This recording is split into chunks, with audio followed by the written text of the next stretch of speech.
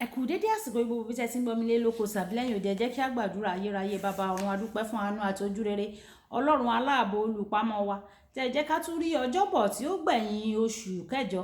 A dúpẹ́ oṣù yìí kò rẹ́yìn wa, oṣù gbẹ fún wa ní oore ọ̀fẹ́ láti rẹ́yìn oṣù yìí. A dúpẹ́ lọ́wọ́ yín, ẹ gba ọpẹ́ wa. Ọ̀rọ̀ tí a gbọ́ lẹ́ni kó ṣe ayé àti ọkàn wa ní rere, kó má ṣe lòdì sí wa ní ọjọ́ ìdájọ́, nítorí tí a gbàdúrà lórúkọ Jésù Kristi Olúwa wa. Àmín. Orúkọ Jésù. Ìwé ọ̀run ṣíṣí tí a tẹ olùṣọ́ àgùntàn yín náà kọ Adéjàre Adébóyè kọ ènìyàn ọjọ́bọ̀ ọjọ́ kọkàndínlọ́gbọ̀n oṣù kẹjọ. Àkòrí tí a ó gbéyẹ̀wò sọ pé fẹ́ràn àwọn tó kórìíra rẹ. Fẹ́ràn àwọn tó kórìíra rẹ. A mú àkọ́sórí wa nínú ìwé Mátíù orí ìkarùn-ún ẹsẹ̀ ìkẹrìnléníogójì. Mátíù orí ìkarùn-ún ẹsẹ̀ ìkẹrìnléníogójì tí ó kà báyìí pé ṣùgbọ́n èmi wí fún yín pé o, ẹ fẹ́ràn àwọn ọ̀tá yín, kí ẹ sì gbàdúrà fún àwọn tí ń ṣe inúnibíni sí yín.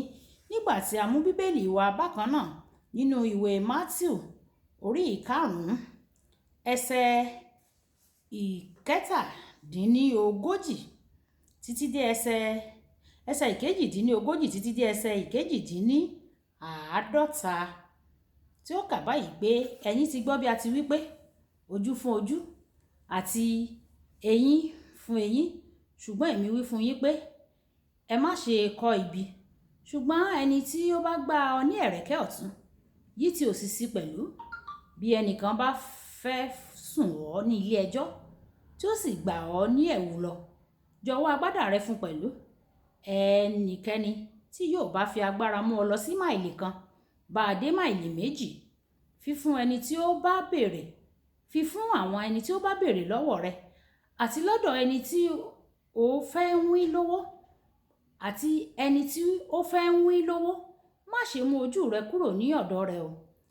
Ẹ̀yin ti gbọ́ bí a ti wí pé ìwọ fẹ́ ọmọnìkejì rẹ, kí ìwọ kí ó sì kórìíra ọ̀tá rẹ bí? Ṣùgbọ́n èmi wí fún yín, ẹ fẹ́ àwọn ọ̀tá yín, ẹ súre fún àwọn ẹni tí ó fi yín ré, ẹ ṣoore fún wọn o.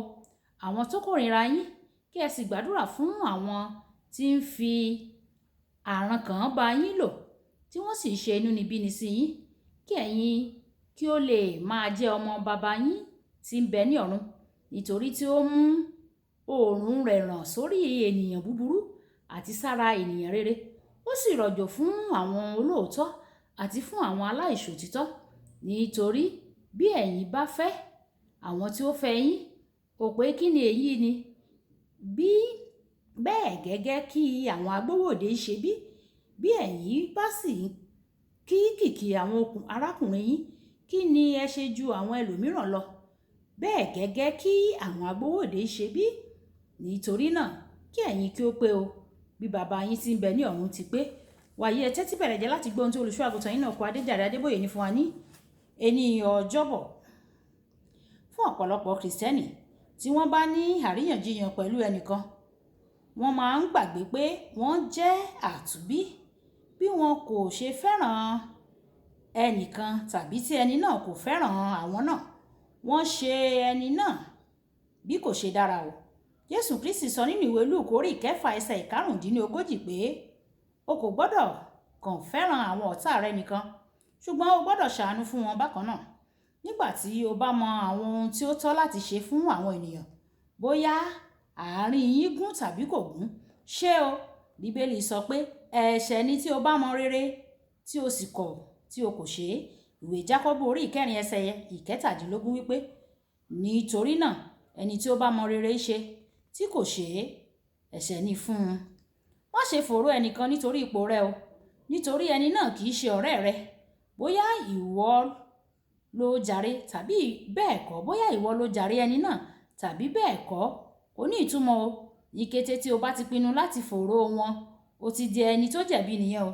Nínú Bíbélì kíkà tòní, Jésù Kristi sọ yéké pé o kò gbọ́dọ̀ fi búburú san búburú o. Dípò bẹ́ẹ̀, o gbọ́dọ̀ fi rere san búburú.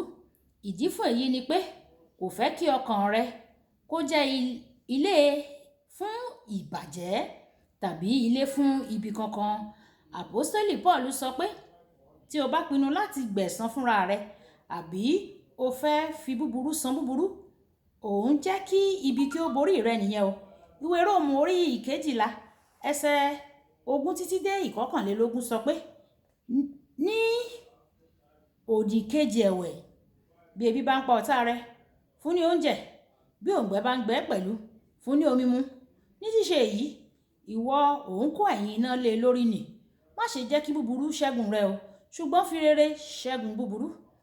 Ibi Bíbélì kíkà òkè yìí sọ pé kí o nífẹ̀ẹ́, bìkítà fún àwọn tí ó pèsè fún àwọn tó kórìíra rẹ. Má ṣe bá àwọn ènìyàn ṣe lórí pé bóyá wọ́n fẹ́ràn rẹ ni tàbí bẹ́ẹ̀ kọ́, tàbí bí wọ́n ṣe ń ṣe sí ọ. O gbọ́dọ̀ ṣe pẹ̀lú wọn bí Ọlọ́run ṣe fẹ́ kí o ṣe. Má ṣe jẹ́ kí ibi borí rẹ o, nítorí o fẹ́ fi hàn ẹnìkan bí o ṣe lágbára tó. Tí ibi bá borí rẹ, ó túmọ̀ sí pé ọ̀dọ̀ èṣù ló ti wá nìyẹn o, lòdì sí ọ̀dọ̀ Ọlọ́run. Màá kádìí pẹ̀lú ìkọ́ni èyí láti ibi ọ̀rọ̀ àpọ́stélì Pọ́ọ̀lù nínú ìwé Róòmù orí 12 ẹsẹ̀ 18 wípé bí o bá ṣe ń ṣe, bí o sì ti wà ní ipò tiyín, ẹ máa wà ní àlàáfíà pẹ̀lú gbogbo ènìyàn. Kókó ọ̀rọ̀: bóyá ó gbà ti ẹnìkan àbí bẹ́ẹ̀ kọ́, ṣe dáradára sí wọn. Jẹ́ ká sọ pé bàbá mi, Olúwa fún mi ní oore ọ̀fẹ́ láti máa ṣe dáradára sí àwọn tó kórìíra mi, sí àwọn tó jẹ́ ọ̀tá mi pàápàá. Fún mi ní oore ọ̀fẹ́ láti fẹ́ràn wọn, láti ṣe sí wọn bí ìwọ Ọlọ́run ti pa láṣẹ fún mi. A dúpẹ́ nítorí tí ẹ ti gbọ́. Ògo ni fún orúkọ mímọ́ yín. Olúwabùkọ́lá Ayako ní orúkọ mi o. Ẹ máa like, ẹ máa share, ẹ máa comment nípa ẹ̀, kí àwọn ènìyàn kí wọ́n lè jẹ àǹfààní ọ̀run ṣíṣí Yorùbá. Kí Olúwa kó bùkún fún wa. Ìpàdé wa bí oyin ó dàbọ̀.